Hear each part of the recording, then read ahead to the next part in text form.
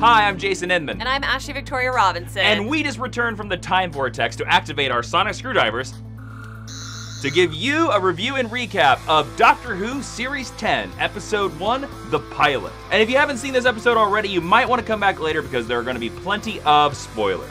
We first see noob companion Bill entering an office as we see Nardole losing a screw. I guess he's part robot now. As the TARDIS sits in the corner out of order, we see pictures of River and Susan that sit on the Doctor's desk with a cup of all of the Doctor's sonic screwdrivers. Then the Doctor appears and reveals that Bill comes to the Doctor's lectures even though she works in the cafeteria, and she reveals that she likes them. And she reveals that the Doctor's been teaching at the universe for maybe 50 years, and the Doctor offers to tutor her every day. Okay, let's unpack this scene because there's a lot in this intro.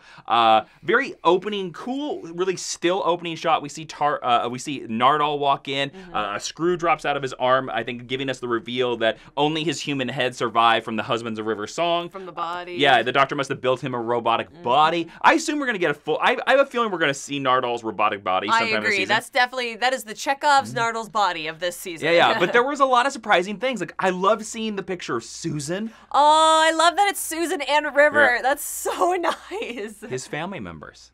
Aww. His daughter and his wife. Granddaughter.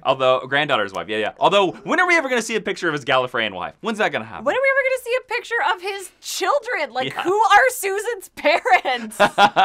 Seriously. But then the cup of all the sonic screwdrivers, and the Doctor's playing guitar again. He's playing Beethoven's Fifth. The same thing, yes. Yes. What did you think about this introduction for Bill? I loved it. So I've been super on the fence about Bill. I've had a tough time with companions in the post-Pond world that we find ourselves in. I will say this. Bill did not come off well to me in the trailers. I would agree with that. I think they were trying to make it seem really action-y, and that's not who this character is. I think the first scene is a tremendous introduction to her. It's a really great way to learn about who her character is and how she's different from Amy and Rory and Clara. And I love the setting. Like, the office looks amazing. It kind of recalls the 8th Doctor's interior TARDIS to me. I also really like that we see that Bill is smart and capable. So, like, right off the bat, you know that she's going to be a character of action compared to Clara, who wasn't so much. I just think it was a great introduction to her. I think Pearl Mackie did a tremendous job. In this scene, you can tell if she did that in the audition, that is why she was cast. Because she's so good next to Capaldi. 100%. Then we see the Doctor give a lecture about how time is the space of our lives, and we watch Bill make chips. And then Bill shows up for her first lesson.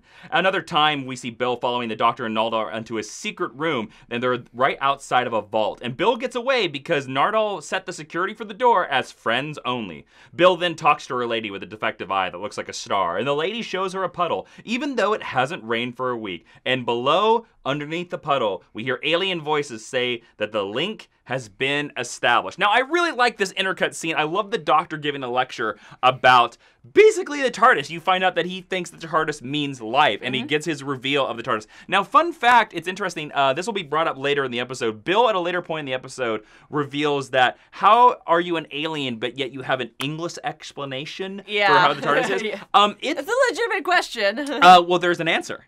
The answer is that very back in the very first season of Doctor Who, you learn, because Susan was a student of the Chestertons at the Academy, Susan named the TARDIS that. I didn't know that. Susan names the TARDIS that. So I think Susan came up with that name while she was on Earth.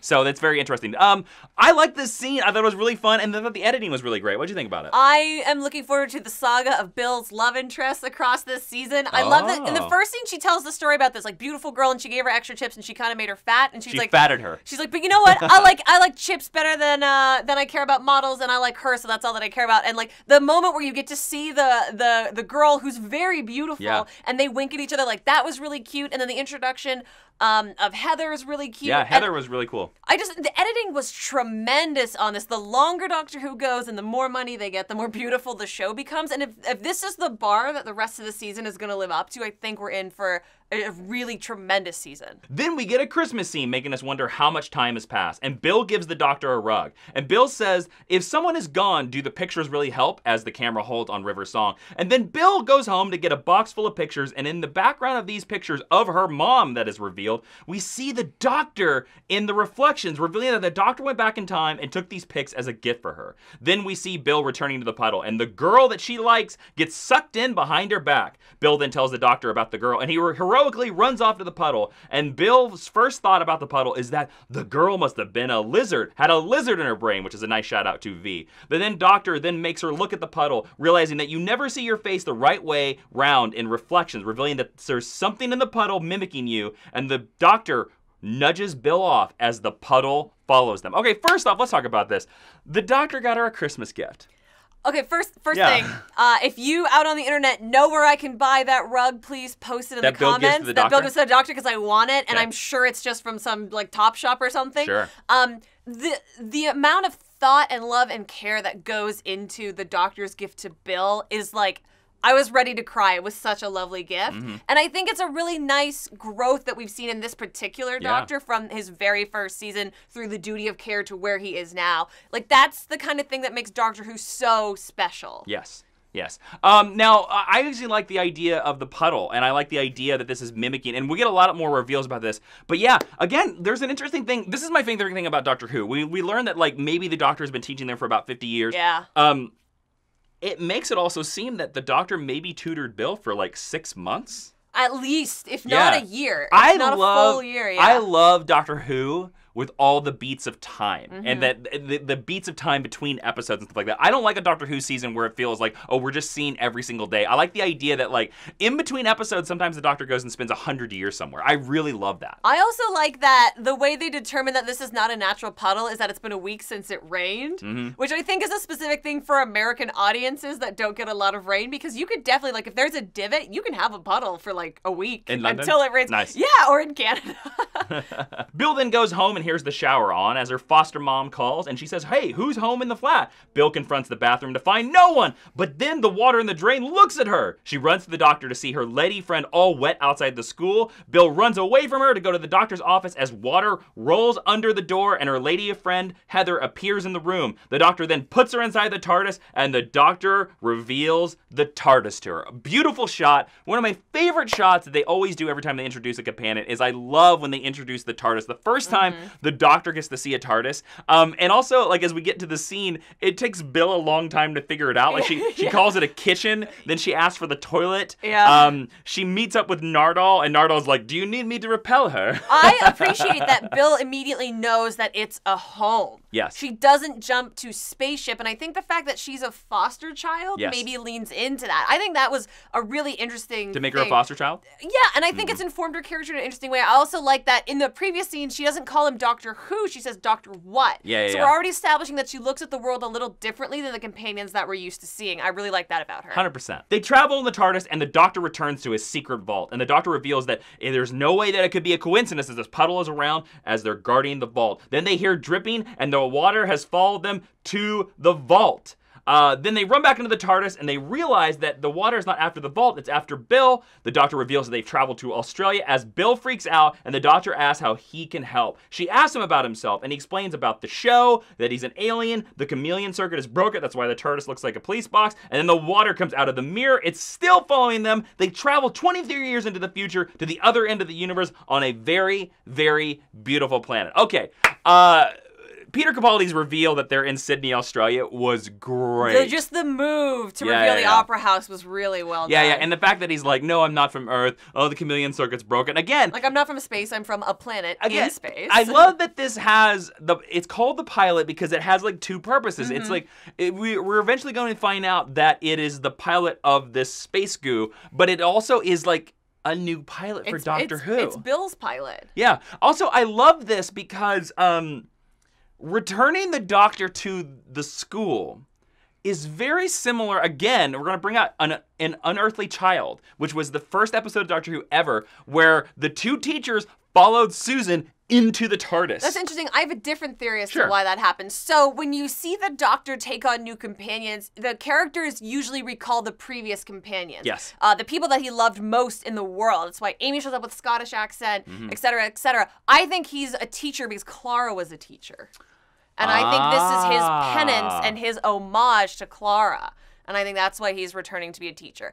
I also, I want to shout out the visual effects, the special effects supervisor, because I think the water effects look amazing, yeah. and they made me think of Odo on Deep Space Nine, so I got two things I love in one. On the alien planet, they talk about the water and what is its purpose. Maybe it's space oil, a part of a ship that is alive, and they reveal that her friend wanted to leave Earth so the puddle found a passenger, or maybe a pilot, but what does it want Bill? And the space oil follows them to the planet and tries to grab Bill. They run into the TARDIS and decide to go to the deadliest fire in the universe to sterilize the water. And then the Doctor gives Nardole the 4th Doctor screwdriver to run interference. And then they appear in one of the deadliest wars in the universe. They run out and we hear Daleks. And then we see the Movellans who are fighting the Daleks. They're actually androids that have fought the Daleks before, and they've been mentioned in classic episodes, especially called Remembrance of the Daleks. That's one they're very important in. The Doctor then tricks the Daleks into firing at the water because the laser of the Daleks is supposed to be the deadliest fire in the universe. Then the Doctor and Bill get trapped into a corner by a Dalek that starts having errors, and they realize that Heather, the lady friend, has taken the shape of a Dalek. Heather shows up, and Bill reveals that Heather's last promise was to never leave her, and Bill has to release her from the promise. Bill does, but then as she is touched by Heather, and Bill sees the universe as the Doctor yells at her to let go. Bill lets go, the water dissipates, and Bill starts to cry as Nardole points out that the Doctor doesn't notice Bill crying because the Doctor never notices tears. Okay, there is a lot to unpack in this. Okay, again, the brilliant idea that this is space oil, and that the space oil is alive. The planet looked great. We see the Movellans. We get this. I actually thought, to be honest, when they ran out of the TARDIS and we heard the Dalek sounds, I was like, are they going back to the Great Time War? That's what I thought, because one of the first things you hear the Daleks say is the Doctor is identified or the Doctor has arrived, and it's the same thing that they say in the 50th anniversary special. So I thought we were going to hear dialogue from that. I love the moment where the Doctor put up his, and he's like, scan this device, identify me. Yeah. And I thought that was great, and I agree with you. I real quick was going to be like, oh, is this gonna be like, are we going to explain how the 12th Doctor was in Day of the Doctor? Right, like how we saw the eyebrows and that he was around the planet anyway when they put out the call. But then it's revealed as like it's one of the battle between the Movellans and the Daleks. Great, nice shout out. Great callback. I like the idea that the Dalek is the greatest fire in the universe, the Dalek laser, which is great. This was a great use of the Daleks. The Daleks have to be used every season because of a weird copyright thing, and sometimes they don't do a great job with the Daleks, and I think this was a really creative way to fold them in without having to go back to Skaro for some reason. And another interesting piece of symbolism here, to have the water offer Bill a journey through the universe. Come with me. Right, so this touches on a science fiction trope that I really like, because to me science fiction is in many ways, not all the time, fighting against religion, fighting against predestination. So this is making it Bill's choice. I love it when the human has to make a choice and it has to be their will. And I like to see that Bill is strong enough to resist this urge, which means that she's going to be strong enough to stand up to the Doctor when the moment comes. And also, I love that Bill is a sci-fi fan. Yes. Bill knows she asked him, do you know sci-fi? And she yeah. drops the V reference. Yeah, she drops the V reference, and she drops a couple more later on, which is very interesting. She knows science fiction. She doesn't know Doctor Who, but she knows science fiction. Oh, I know what you're talking about. Back on Earth, Bill reveals that Heather was inviting Bill to see the universe, and Doctor tells Bill to forget about the TARDIS, and he tries to wipe her memory, and Bill's like, I know what a mind wipe is, I watch sci-fi. And Bill asks the Doctor to imagine if something like this happened to you, just like it did with Clara to him, what would you think? And Doctor tells Bill to leave. And then the Doctor gets judged by all of his women, a picture of Susan, a picture of River, and his special lady, the TARDIS. Outside the school, Bill runs into the Doctor in his box, and the Doctor reveals that time has changed his mind about Bill, and he says, what the hell, and invites Bill inside. I loved the scene of Bill bringing up, what would you do if this happened to you? Because it just happened to the Doctor in the last episode of the previous season, Hellbent. This is Clara wiped herself out of the Doctor's memory. And then I love the scene where he told Bill to get out of here. He was like, leave, leave, leave, because you could tell he was getting emotional. Yeah. And then it was like, cut to a picture of Susan, cut to a picture of River, and then the TARDIS goes, dong. And like, so his most special lady was like, come on. I love the thing too where she's like, I've seen a movie. Like, I know what you're trying to do. I know what a mind wipe is. Because that's the thing that we've all thought. Because we know that things like Star Wars exist in this universe. So like, of course you would know that if someone's reaching for your temples. And I love that she just throws it out there at him. I also like when he invites her in as if she is a vampire coming into his home. What the hell? All right, so let's move into a rating of this episode. Ashley, Doctor Who, the pilot, Series 10, Episode 1, based on a scale of 1 to 5 sonic screwdrivers. What would you give this episode? 5 being the best, of course. I had a lot of concerns about this episode going in. I didn't know what I was gonna think. And before you give this rating, make sure you sonic it on screen. The number? Yeah, when you get ready to tell your number, sonic on screen. I will. I had a lot of concerns. I had a lot of concerns about the new companion. I had a lot of concerns about what this last season for Peter Capaldi was going to be like, or series. I think this was tremendous. I loved it from the very first scene. This is everything I want out of Doctor Who. I'm going to give it... That's 5. I hope that all read. A 5 out of 5. You can just press it once because there's going to be a graphic. 11th Doctor sonic screwdriver blast. I'm really good with technology. How about you? This episode, I was hesitant about this because I feel so far we've gotten one really good season with Capaldi, and I feel like we've gotten really not so good season with Capaldi. I think Series 8 was not so great. I thought Series 9 was fantastic. Awesome. And I was a little worried about Bill, and I was a little worried about Nardole, but they both proved me wrong. I had a great time. The opening scene set the tone for this episode, and again, I'm amazed that we have a new episode that somebody that's never watched Doctor Who before, boom, here it is. Great, you give them 11th hour, or you give them the pilot, You give them the pilot. I would just be like, start with the pilot. If you like it, then back up. Yeah. Perfect. So I, as well, am going to give this 5.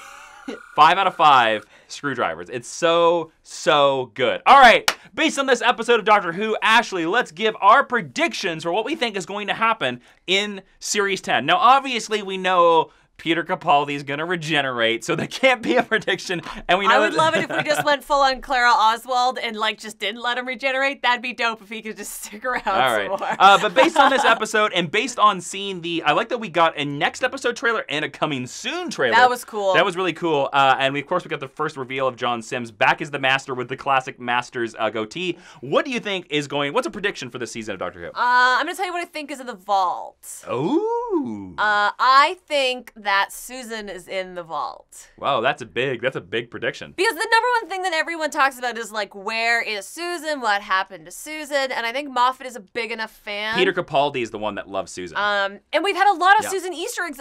Even when we were at Unit, there was a Susan Easter egg. And I don't think you have this many references this close together and don't pay it off in a big way. And I think that Susan maybe attended this university and that he's been there keeping her safe. Interesting. That's what I think is coming up. How about you? I think that you are correct. I don't think about Susan, but I think you are correct. I think the vault is the ongoing mystery of Series 10. For sure. What is in the vault? And I think it's going to constantly be him being I have to go back to the vault. I have to go, oh, the vault went off, whatever. Yeah. Because he spent 50 years sitting here trying to guard. It also seems like he might not know what's in there because it kind of seems like he's trying to get into it. Yeah. But he's not.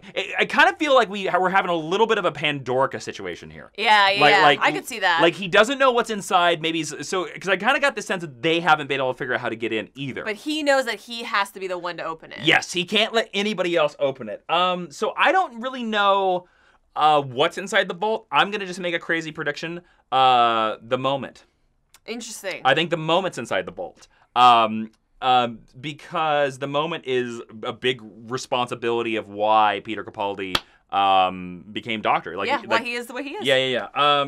But I'm going to make a prediction about his regeneration and what the thing is. Do you think it's another sneeze? No, I think this is going to be the biggest regeneration we've ever seen on Doctor Who because realize we are in a new regeneration cycle. We have never, ever seen a Time Lord regenerate more than 13 times. This is it. This will be his 14th regeneration. Yeah. We have never seen that. The rules are out. So I have a prediction. Okay. I think this regeneration is going to be difficult. I think this regeneration might see some past Doctors show up because this is my prediction. I think Missy is also going to regenerate in this season. And we're going to find out that when Time Lords regenerate past their original 13, like the Master, they backwards regeneration first and then go to their new face. I think that is the explanation for why we're going to see John Sims. That's I think interesting because a lot of people think that he's the new Doctor. John Sims? Yeah. No, They no, think no, that no. because you can choose your face. No. Yeah. I think we're going to see Missy backwards regenerate into John Sims. Interesting, like permanently or just like No, blip back to go forward? Just for a blip to go forward. Interesting. And I think we're going to see Peter Capaldi do the same thing. Now, I'm not saying that I think Matt Smith and David Tennant are going to return, but what I think they're going to do with CGI is very quickly like boop, boop, boop, boop, boop, boop, you know, like come back. I also think that they might throw John Hurt in there. Oh, that would be lovely. As the War Doctor. There should be a War Doctor tribute this series, considering he just passed. There really should. But that's my prediction. I think this is going to be the most difficult regeneration of all time, and I think you're going to see him go backwards to go forward. What if he goes all the way back to 1? I think he will. Oh my god, that'd be so cool. I think he will. So that's my prediction about the regeneration. Maybe the moments in the vault. I don't know. Yeah. So there you go. Nice. All right, I need you to go down into the comments and tell us which theory you think is right, my theory or Ashley's theory. And while you're down there, click subscribe. And why not click one of the videos on the screen? If you like it, head on over to patreon.com/Jawiin. We have a ton of exclusive videos there. We'll see you next week for another Doctor Who review. And until then, stay safe, my companions.